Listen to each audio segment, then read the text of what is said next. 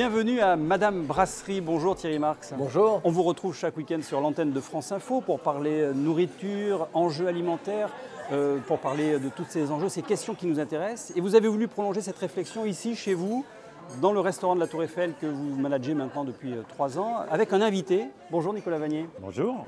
On ne vous présente plus, explorateur, cinéaste, écrivain également. Cette question de l'alimentation, j'imagine que quand vous préparez une expédition, elle est au cœur de vos préoccupations. Comment vous l'abordez ?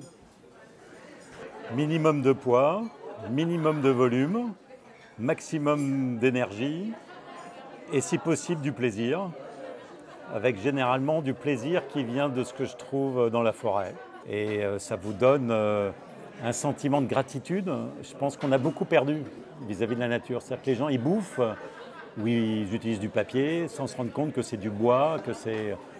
Et je crois que ça, c'est quelque chose que, en tout cas, que j'essaye de faire passer, moi, à mes enfants, mes petits-enfants, ce sentiment de gratitude vis-à-vis de la nature qui vous donne un poisson, qui vous donne un champignon, qui vous donne une gélinotte. Ce qui est intéressant dans ce que dit Nicolas, c'est comment on s'est éloigné de l'action de se restaurer, de reprendre du sens. Je me restaure, donc je reprends de la verticalité. Or qu'aujourd'hui, on s'est tellement éloigné de ce que vient expliquer Nicolas, de la nature, du produit. Aujourd'hui, on parle de produits ultra transformés. Et bien pire si on n'y veille pas. Donc plus de relation à la nature, plus vraiment de relation au produit.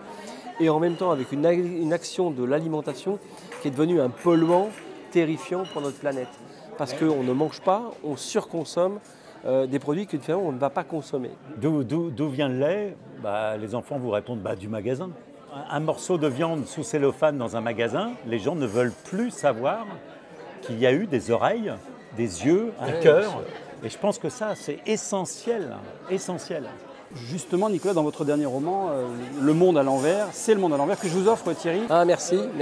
Vous évoquez, et vous souhaitez la sobriété, à la fois énergétique, mais sobriété en matière d'alimentation, comme vous dites. Ça veut dire quoi, la sobriété ? Non, mais ça veut dire qu'aujourd'hui, c'est presque devenu criminel au regard de ce qu'on nous annonce pour demain, de manger des fraises en été, pour donner un exemple. Et surtout, quel plaisir que de ne pas avoir et de ne pas manger de fraises pendant 6 mois, 8 mois et de les voir revenir au printemps et en été dans nos potagers, dans nos assiettes, quoi. La sobriété heureuse, c'est ça, c'est faire preuve un petit peu en tant que consommateur d'une réflexion qui maintenant doit passer systématiquement par le prisme d'un avenir, d'un futur qu'on souhaite pour nos enfants et nos petits-enfants. Et ce n'est pas du tout synonyme de restriction, de punition. Moi, j'en ai ras-le-bol de ce discours de certains écolos. Non, parlons un peu plaisir, parlons désir. Manger de la viande une fois par semaine, par exemple, c'est manger de la viande une fois par semaine, mais surtout, faire attention d'où vient la viande. Oui. Est-ce qu'elle ne vient pas d'Amazonie, alors même qu'on fabrique de la viande formidable en France ? Et qui brûle de la même façon, ne mangeons pas à certaines époques des fruits, des légumes qui viennent de l'autre côté de la planète, alors même qu'on fait en France des fruits et des légumes formidables. Mais Thierry Marx, c'est une nécessité de passer à ce 80% de végétal et 20% d'animal ? Oui, le 80-20, je veux dire, il faut passer, et encore une fois, c'est très bon d'entendre un changement heureux. Et il faut passer du bœuf-carotte au carotte-bœuf. Quel est l'impact environnemental de l'alimentation ? Comment on le définit ? Comment on peut le définir ? On peut le définir, on peut le mesurer sur l'impact carbone, on peut le mesurer sur les intrants utilisés, sur tout ce qui fait. Et puis surtout, moi, il y a une unité de mesure qui m'indigne, c'est quand même que 30% de ce qu'on produit part à la poubelle. Ça, c'est scandaleux. Je crois que c'est 10 millions de tonnes par an en France.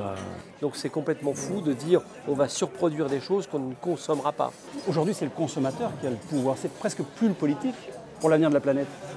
Non, c'est surtout que j'en ai marre d'entendre « il faut qu'il fasse quelque chose ». Puis les gens regardent en haut. « Il », alors c'est les gouvernements, c'est les grands patrons, sans se rendre compte d'abord d'une réalité malheureusement aujourd'hui très vraie, c'est qu'un problème mondial, il faut des solutions mondiales. Et ça n'a échappé à personne que la situation internationale n'est pas la plus grande des ententes. Comment contraindre un Bolsonaro, un Poutine Donc voilà, si on imposait aux entreprises françaises, aux restaurants français des contraintes insurmontables, on plongerait l'économie française en quelques années dans un marasme économique terrible. La voie est sans issue ? Donc prenons conscience que le roi du monde, qu'on le veuille ou non, qu'on aime ça ou non, c'est effectivement le consommateur. La carte d'électeur, c'est très bien, mais la carte bleue, elle permet de pénaliser les produits qui sont énergivores, qui détruisent l'environnement, la forêt amazonienne. Et à l'inverse, on a ce pouvoir en tant que consommateur de pouvoir favoriser tous ces produits qui sont et de plus en plus nombreux, voilà, respectueux. Donc je crois que c'est ça qu'il faut mettre en avant. C'est effectivement le plaisir retrouvé d'un certain respect, d'un certain équilibre, plutôt que de parler encore et toujours restriction, punition. J'en ai marre de ce discours-là. Merci Nicolas Vanier. Je rappelle votre livre, votre dernier, qui va devenir un film, hein, vous êtes en train de le tourner, c'est Le Monde à l'envers. Merci à vous Thierry Marx. Merci. Et merci à Madame Brasserie pour nous avoir accueillis aujourd'hui.